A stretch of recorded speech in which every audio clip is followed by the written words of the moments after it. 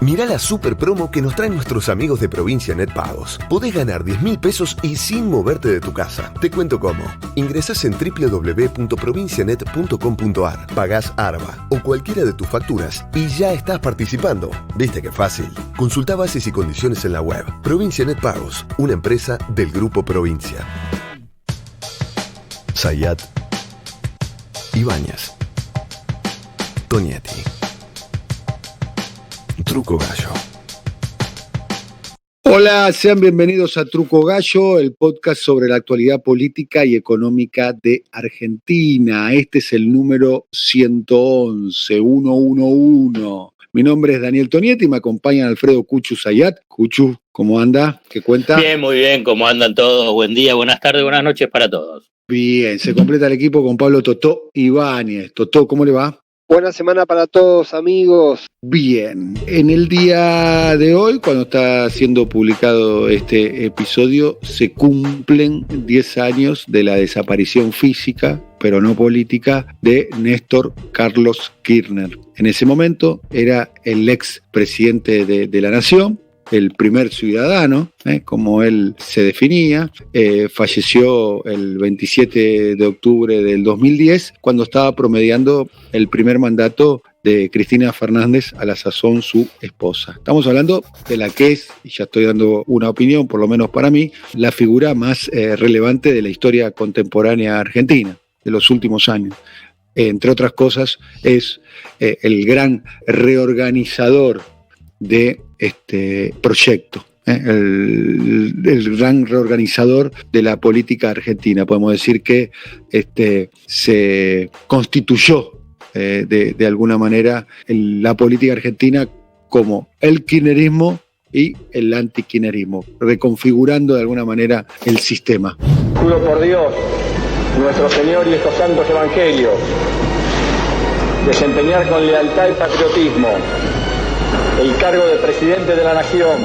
Reclamamos que cada uno ejerza con responsabilidad el rol institucional que le compete. Separar a uno o varios miembros de la Corte Suprema no es tarea que pueda concretar el Poder Ejecutivo. No es nuestro deseo contar con una Corte adicta. Queremos una Corte Suprema que sume calidad institucional y la actual dista demasiado de hacerlo. Formo parte de una generación diezmada, castigada con dolorosas ausencias. Me sumé a las luchas políticas creyendo en valores y convicciones a las que no pienso dejar en la puerta de entrada de la Casa Rosada. Como presidente de la Nación Argentina, vengo a pedir perdón del Estado Nacional por la vergüenza de haber callado durante 20 años de democracia. No es rencor ni odio lo que nos guía y me guía, es justicia y lucha contra la impunidad. Y a los que hicieron este hecho tenebroso y macabro de tantos campos de concentración como fue la ESMA, tienen un solo nombre: son asesinos repudiados por el pueblo argentino. Tengan memoria, porque la memoria nos va a salvaguardar de futuros dolores de cabeza y va a permitir que sigamos creciendo con memoria, con verdad, con justicia, con igualdad. Millones de pobres que quedaron de la mano de dirigentes con discursos vacíos, hablando de los pobres y la riqueza nacional adentro de la patria y entregándonos en las mesas internacionales. Nosotros no vinimos a hacer el doble discurso. Lo que decimos dentro de nuestra patria, lo decimos afuera. Decidimos terminar con esa deuda de 50 años y le dijimos que al Fondo Monetario Internacional basta la deuda externa. La Argentina paga, la Argentina se libera, la Argentina construye su destino, la Argentina empieza a construir su independencia. Demostremos que se puede hacer una Argentina distinta, demostremos que se puede hacer un país con convicciones y demostremos que se pueden respetar las ideas que se tienen cuando se llega al gobierno. Colaborando, cooperando, entre todos. Solo es imposible, pero sé que entre todos, otro país, aunque a algunos no les guste, se viene. Muchas gracias. No he pedido ni solicitaré cheques en blanco. Vengo en cambio a proponerles un sueño: reconstruir nuestra propia identidad como pueblo y como nación. Es el de volver a tener una Argentina con todos y para todos. Vengo a proponerles un sueño. Quiero una Argentina unida. Quiero que seamos un país serio, pero además quiero un país más justo. Anhelo que por estos caminos se levante a la faz de la tierra una nueva y gloriosa nación, la nuestra. Muchas gracias. ¡Viva la patria! ¿Cómo lo ven ustedes? Arrancamos por vos, Pablo, a 10 años de la desaparición física. Interesante el proceso de Néstor Kirchner o la revisión en este momento porque coincide, y no es un hecho menor, en esta presidencia de Alberto Fernández, que fue su jefe de gabinete y que fue de alguna manera durante toda la primera etapa, desde que Néstor Kirchner inició allá a fines de los 90, principios de los 2000, su proceso de nacionalización, su intención de empezar a construir una figura nacional, una candidatura que, recordarán todos, en el proyecto original miraba al 2007, no miraba al 2003. Después ocurrió lo que todos sabemos que ocurrió, 2001, 2002, recambio, interinato de Eduardo Duhalde, el crimen de Costec y Santillán que termina la campaña o le pone fecha de salida a Eduardo Duhalde, empieza la sucesión en el peronismo, en el oficialismo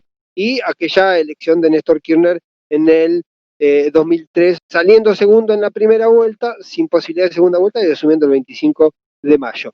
Esta revisión para entender también, de alguna manera, desde dónde hoy se está mirando a Néstor Kirchner. Coincido con esta primera mirada que haces vos de una definición de unismo, y estaba mirando en estos días, trabajando un poco con esa idea, el peronismo, como dice en una nota que leí hace algunas semanas, decía Martín Rodríguez, siempre es una versión de sí mismo. Tampoco es tan común que dentro del dispositivo del peronismo haya otros ismos.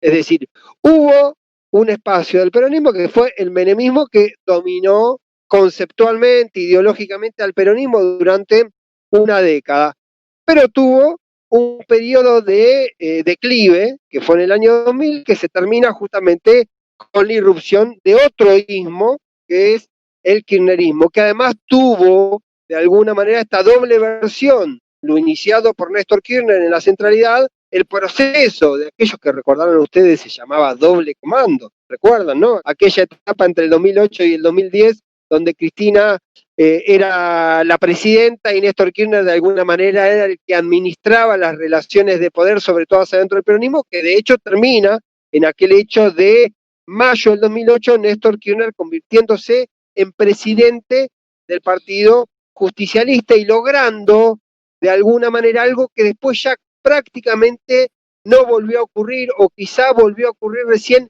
11 años después, con la conformación del Frente de Todos. Lo que había logrado en aquel momento, en el 2008, pre-crisis por la 125 Néstor Kirchner, había sido unificar o unir de alguna manera dentro del peronismo, dentro del PJ nacional, a prácticamente todas las tribus y los clanes del peronismo, porque no hay que olvidarse que había tenido la disputa, la tensión con Eduardo Duhalde en el 2005, aquella famosa madre de todas las batallas en la que se enfrentaron Cristina de Kirchner y Chiche Duhalde, que se termina de consolidar la jefatura de alguna manera de Néstor Kirchner en la elección de Cristina como presidente en el 2007. Estamos recordando o estamos repasando estos 10 años y yo tengo sensaciones contrapuestas, porque por un lado, en su momento hubo como una especie de identidad que en el mundo interno del peronismo, que era hablar del nestorismo, de alguna manera como una contraposición con Cristina.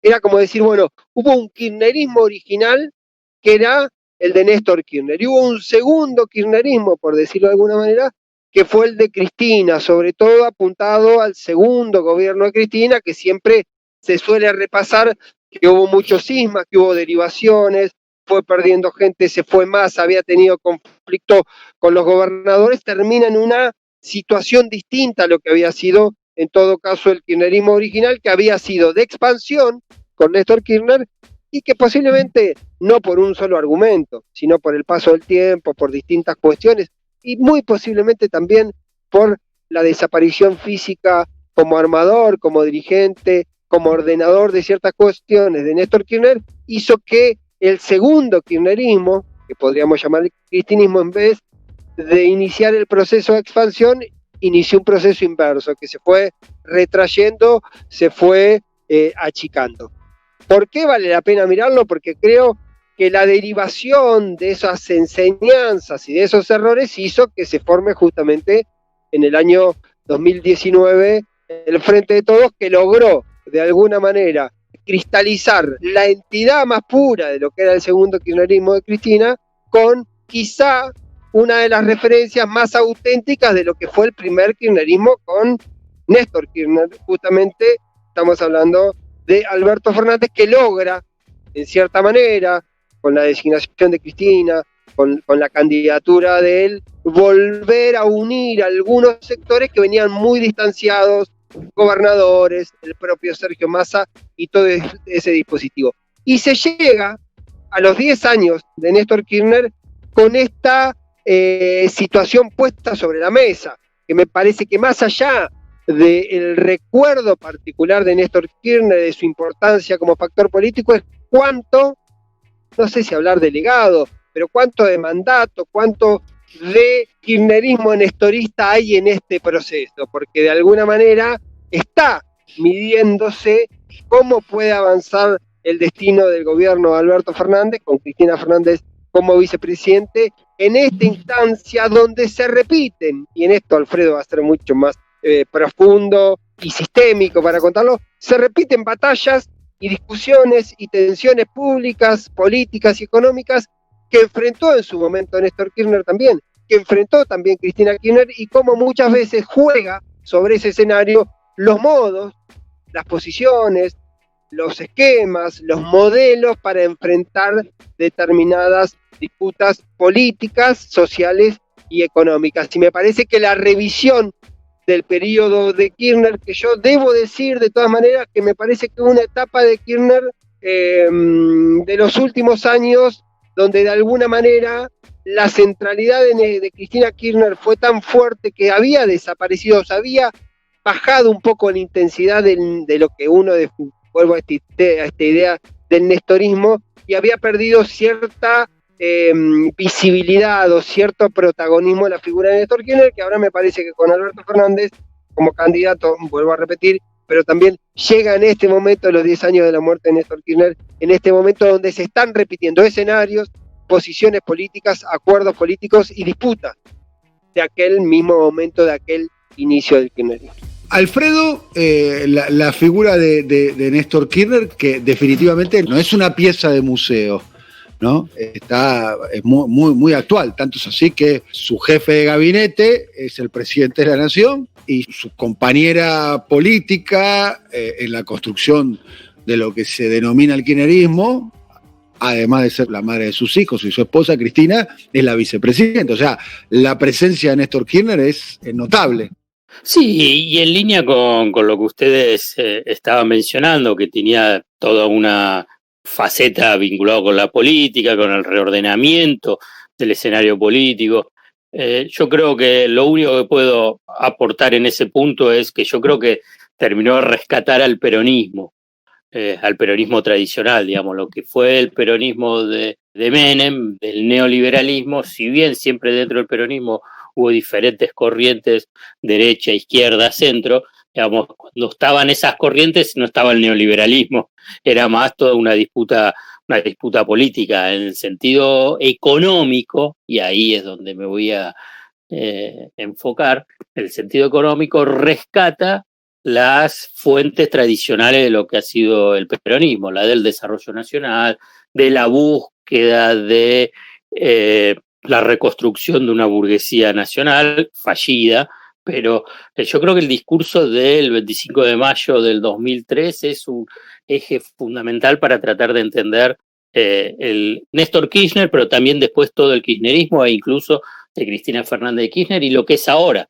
Porque yo creo que ahí hay un ABC de lo que es las bases históricas del peronismo, con resultados fallidos, también hay que decirlo, vinculado con el objetivo de el desarrollo nacional con una burguesía dinámica. Digo fallido porque no pudo concretarse. Digamos, hubo durante el primer y segundo gobierno del peronismo avances en ese sentido, incluso en un periodo muy, muy breve, la idea de un pacto social cuando estaba Helbar, pero siempre abortado, digamos. Y yo creo que también hoy se replica una situación de esa tensión, y yo creo que el kirchnerismo y Néstor Kirchner recupera esa tensión histórica que ha tenido el proyecto de país, su proyecto económico, por consiguiente, de país. Porque muchos, incluso lo que fue toda la década del 90, llevado a la Argentina es, bueno, la historia terminó, ¿no? Al estilo Fukuyama. Y que, bueno, predomina la idea del neoliberalismo, de las aperturas, de lo que era en su momento el consenso de Washington. Tanto porque había una corriente regional cuestionando todo ese neoliberalismo, el kirchnerismo, Néstor Kirchner, lo representa en Argentina. Y al representarlo en Argentina, con las particularidades que tiene la Argentina, tiene una mayor intensidad toda esa disputa sobre el proyecto de país. Y yo creo que es lo que se está registrando ahora. Vos bien lo precisaste, Dani, digamos, reordenó el tema kirchnerismo, antikirchnerismo, y en todo caso uno puede decir, reorientó la discusión económica entre una integración pasiva en términos económicos a la división internacional del trabajo, lo que significa una economía primaria, exportadora de materias primas y por consiguiente dominante de lo que sería el sector primario exportador, no solamente el campo, sino minería y petróleo, versus un modelo de desarrollo nacional con industrialización, sustitución selectiva de importaciones, avance de trabajo más calificado, industrial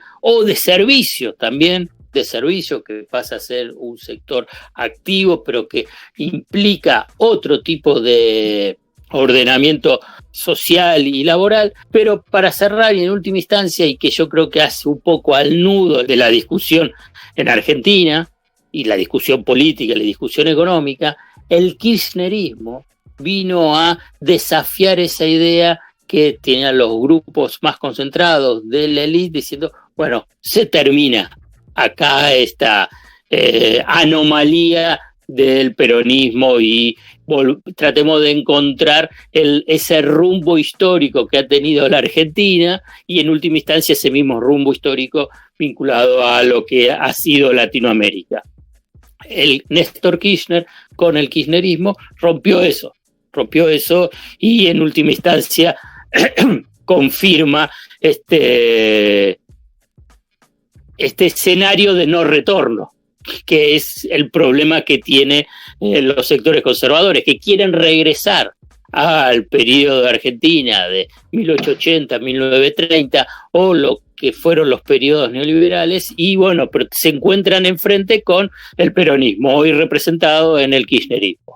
Otra de las cuestiones, como los vasos comunicantes de lo que fue el proto-kirchnerismo, el kirchnerismo, el gobierno de Néstor Kirchner, el gobierno de Cristina con su conflicto por la 125 con las patronales agrarias, la restricción externa, la falta de dólares, para decirlo de una manera, increíblemente, de algún modo es un conflicto, para decir de una manera, no saldado, porque más o menos, salvando la diferencia, porque ningún contexto es similar a otro, ningún hecho histórico es similar a otro, pero hay similitudes con la crisis que está viviendo actualmente la Argentina en términos económicos. Obviamente antes no había una pandemia, los términos de intercambio eran muy favorables en aquel momento de lo que era ahora, pero también estaba ahí en cierne lo que fue la crisis de Lehman Brothers en el año 2008, que mirada a la distancia comparada con esta crisis es una crisis pequeña, ¿no?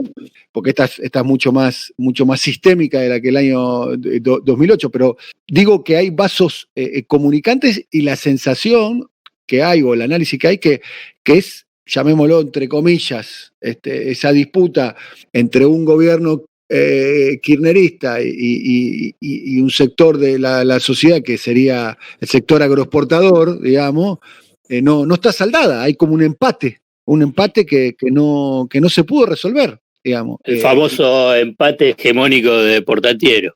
Bueno, es famoso empate hegemónico que lo vemos claramente, en este caso, generando además, no sabemos en qué puede derivar, pero ante lo que puede llegar a ser una nueva crisis o un desenlace que no sabemos cómo puede llegar a derivar. Me estoy refiriendo puntualmente a la cuestión cambiaria de lo que está pasando. Esto es un elemento para mí central, y un elemento central para mí de Néstor Kirchner es la audacia. Creo que Néstor Kirchner le imprimió a la política argentina, corrió los márgenes de lo posible, y creo que, en mi opinión, el gran mérito de Néstor Kirchner en su mandato como presidente es haber tomado banderas que formaban parte de una minoría, con mucha intensidad, con mucha capacidad de organización, y colocarse al frente de eso. Me estoy refiriendo puntualmente al tema de los derechos humanos, ¿no? Hasta Néstor Kirchner, los derechos humanos era algo que solamente, obviamente, los organismos de derechos humanos, que tienen una tradición de militancia muy importante en la Argentina, algunos sectores de izquierda y algunos sectores progresistas o liberales progresistas, pero después eran, no digo marginales, pero no era un lugar central de la política argentina los derechos humanos, digamos. No era común que las madres, que las abuelas ingresen a los ministerios, a la Casa de Gobierno, a la CGT, que estén incorporadas y reivindicadas en la vida pública, como lo están ahora. Eso fue algo que el Néstor Kirchner detectó y se puso al frente. Me parece que lo pongo como ejemplo del grado también de sintonía fina de lo que sucedía con la sociedad en aquel momento Néstor Kirchner. Que otro detalle que a mí siempre me gusta destacar de Néstor Kirchner es que, futbolísticamente hablando, es de Racing, cosa importante. Que es, bueno, no de Racing, fanático de Racing, ¿no? Pero futbolísticamente hablando, una metáfora que quizás la van a comprender muchos, Pablo, vos también, Alfredo y algunos oyentes, es que muchas veces se dice, bueno, que los únicos que quedan en la historia son los ganadores. Técnicamente, aritméticamente, si se quiere, él, en las 2 elecciones federales que participó, perdió con Carlos Menem, salió segundo, y después perdió con De Narváez, con Macri, con Solá, en la elección del año 2009, encabezando él, ¿no? Con Scioli, con las llamadas testimoniales, ¿no? Scioli, Massa. Pues sí, a nivel personal, digamos, como cabeza de lista de ese que perdió. A ver, porque, qué sé yo, en el 2005 ganó. Digamos, en el 2007 a Cristina él como candidato, siendo el candidato, las 2 elecciones de dimensión nacional, porque él había ganado muchas elecciones, 4 elecciones en Santa Cruz, de intendente y gobernador, pero las 2 elecciones de relevancia nacional. Las 2 elecciones federales. En el 2003 y ganó en el 2009. Lo que quiero decir es, las 2 elecciones federales donde él fue como candidato, perdió. Sí. Pero lo que yo quiero compartir con ustedes, el razonamiento, es el comportamiento que él tuvo cuando salió segundo con Menem, y Menem le negó la posibilidad de la legitimidad del voto, porque se bajó del balotaje y lo dejó como un candidato, digamos, con poca cantidad de votos, con poco caudal, digamos, le quitó la foto del triunfo, y sin embargo, ¿cómo actuó él? Digamos, el comportamiento que tuvo no fue un comportamiento de alguien que estaba... No fue el comportamiento de un presidente que ganaba, como él asume en todo caso, con el 22.7% de los votos a favor. Y gobernó los primeros 15 días de su gobierno, claro. Era como que tenía el 80%. Exactamente. Estoy pensando lo también... Mismo en el 2009. Lo mismo en el 2009. Después de la derrota del 2009, exacto. O sea, él no, para decir una manera, no se apichonó, no enrolló el barrilete. De hecho, después del 2009 va por la ley de medios, más allá de que pudo haber sido fallido, no importa. Va por, creo que la recuperación de los fondos jubilatorios también viene después, ¿no? Sí, yo creo que hay un rasgo, por lo menos que es desde la política, siempre se destaca de Kirchner, que es esa idea de jugar siempre a fondo, ¿sí? Y de la voracidad, en el sentido de avanzar y de querer ir por, digamos, apuestas y por posiciones que a simple vista o parecían imposibles, o parecían alocadas, o parecían contraola del momento histórico. Y es posiblemente el reconocimiento, porque también todos los dirigentes que estuvieron vinculados con él, los que estuvieron junto a él, los que tuvieron sociedades, los que tuvieron algún tipo de distancia enemista todos también consideraron esa idea de que políticamente era un killer Kirchner, era un tipo que jugaba fuerte y que iba a fondo en las relaciones políticas y que dividía un poco esa cuestión. Era alguien que negociaba, tenía apertura. Yo me remito a ese 2008 porque me parece que fue la acción previa a la derrota del 2009 que tuvo que ver con eso. Vos también te olvidás post 2009 el tema de la PASO. También después del 2009 vino el proyecto de reforma que derivó en la modificación del sistema electoral con la PASO. Pero ese fenómeno de haber logrado en un momento, mediante negociación, tensiones, acuerdos y demás, posiciones que fueron desde De la Sota, Labaña y Juan Carlos Romero, todos actores que habían tomado alguna distancia del kirchnerismo en ese tiempo. Sí, de alguna manera, cuando fallece Néstor Kirchner, estaba trabajando con la idea de el peronismo tenía que incluir a todos, ¿no? La idea de que es con todos, ¿no? Con todos los sectores adentro, lo que vos relatabas del vínculo con De la Sota, por lo menos por lo que relatan terceros, estaba muy atento en no perder el acuerdo con Hugo Moyano y con Sergio Massa, que en ese momento estaban dentro del espacio de lo que era el oficialismo, que luego se terminarían yendo, ¿no? Provocando probablemente un daño político / electoral, ¿no? Moyano se va a fines del 2011.